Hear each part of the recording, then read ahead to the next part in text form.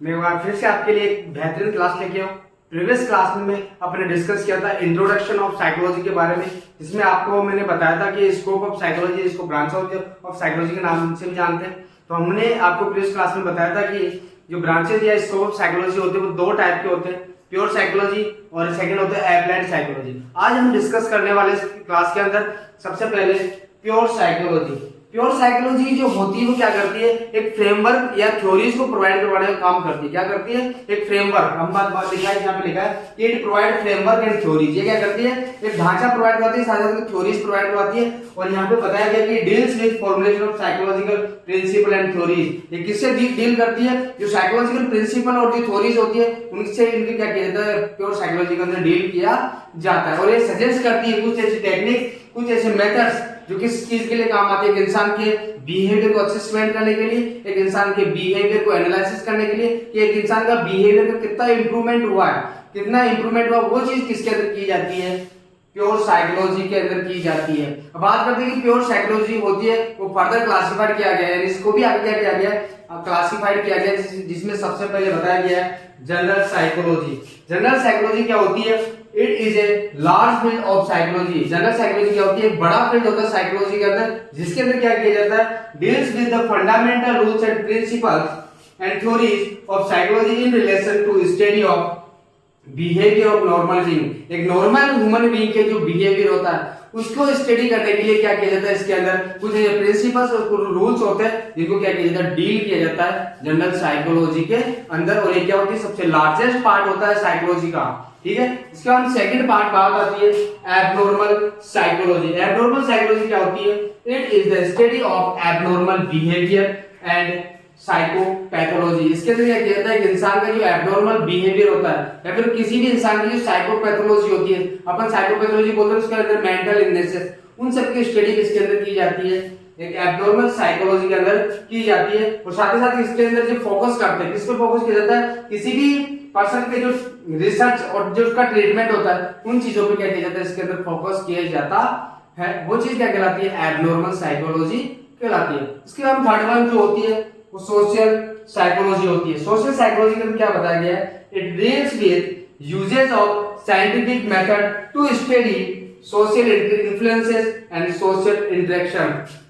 Social psychology के अंदर क्या किया जाता है, इसके अंदर साइंटिफिक मेथड्स को यूज में लिया जाता है कि एक इंसान किस तरह से सोशल जो इन्फ्लुएंसेस हो रहा है उससे किस तरह से डील कर रहा है, और या फिर सोसाइटी के अंदर वो किस तरह से रह रहा है, किस तरह से वो इंटरेक्शन कर रहा है, किस तरह से वो कम्युनिकेशन कर रहा है, वो चीजें किसके अंदर स्टडी की जाती है? सोशल साइकोलॉजी के अंदर स्टडी की जाती है। इसके बाद नेक्स्ट बात आती है experimental psychology.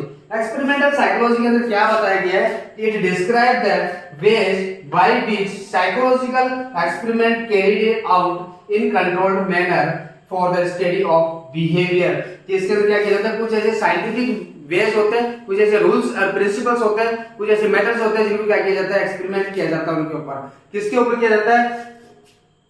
Pick up the animals, birds, human being subject for the experiment. इसके अंदर जो एक्सपेरिमेंट के लिए जो लेते हैं, कौन कौन लेते हैं? किसी प्रकार का ह्यूमन बीइंग्स हो सकता है, किसी प्रकार का एनिमल्स हो सकता है, किसी प्रकार का बर्ड्स हो सकता है, जिसको एक्सपेरिमेंट के तौर पे यहाँ पे यूज लिया जाता है और एक इंसान के बिहेवियर की स्टडी की जाती है एज ए एक्सपेरिमेंट। वो कौन सी साइकोलॉजी कहलाती है? एक्सपेरिमेंटल साइकोलॉजी कहलाती है। इसके बाद नेक्स्ट अपन बात करते हैं ब्रांच की, तो वो आती है बायोलॉजिकल साइकोलॉजी।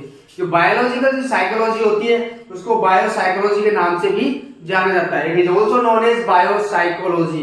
और इसके अंदर बताया गया है it studies how biological principle influences mind and behaviour. एक इंसान का जो माइंड और बिहेवियर होता है उसको एक इंसान के बायोलॉजिकल जो प्रिंसिपल्स होते हैं वो किस तरह से प्रभावित करते हैं, उन सब की स्टडी किसके अंदर की जाती है? बायोलॉजिकल प्रिंसिपल के अंदर या बायोलॉजिकल साइकोलॉजी के अंदर की जाती है। इसके बाद में बात आती है पैरासाइकोलॉजी। जो पैरासाइकोलॉजी होती है इसके अंदर क्या किया जाता है? It deals with extra sensory perception. जो एक्स्ट्रा सेंसरी परसेप्शन होते हैं, सेंसरी परसेप्शन उसके अलावा जो चीजें होती है उन सब की जो स्टडी की जाती है वो किसके अंदर आती है? पैरासाइकोलॉजी के अंदर इंक्लूड की जाती है। इसके बाद में नेक्स्ट जो आता है जियो साइकोलॉजी। जियो साइकोलॉजी का मतलब होता है explain the relation of physical environment particularly weather, climate, soil and landscape. इसके अंदर क्या किया जाता है? फिजिकल एनवायरनमेंट का जो रिलेशन होता है ह्यूमन बीइंग के साथ, उन चीजों को एक्सप्लेन किया जाता है। फॉर एग्जांपल के लिए बात करें तो एक weather, climate, soil and landscape, इन सब की स्टडी किसके अंदर की जाती है? जियो साइकोलॉजी के अंदर की जाती है। इसके बाद में आते हैं next one, developmental psychology. Developmental psychology में नाम से पता चलता है डेवलपमेंट, कि एक इंसान का जो ग्रोथ एंड डेवलपमेंट होता है किस चीज के अंदर, उसकी कोग्निटिव एबिलिटी, सोशल फंक्शनिंग और उसकी आइडेंटिटी के अंदर उसका जो ग्रोथ एंड डेवलपमेंट है, उनकी स्टडी किसके अंदर की जाती है? डेवलपमेंटल साइकोलॉजी के अंदर की जाती है। और जो डेवलपमेंटल साइकोलॉजी होती है उसको फर्दर क्लासिफाइड किया गया, फर्दर डिवाइड किया गया। जो फर्स्ट है चाइल्ड साइकोलॉजी, सेकंड है adult and psychology and third है एडल्ट साइकोलॉजी। ये क्या होती है?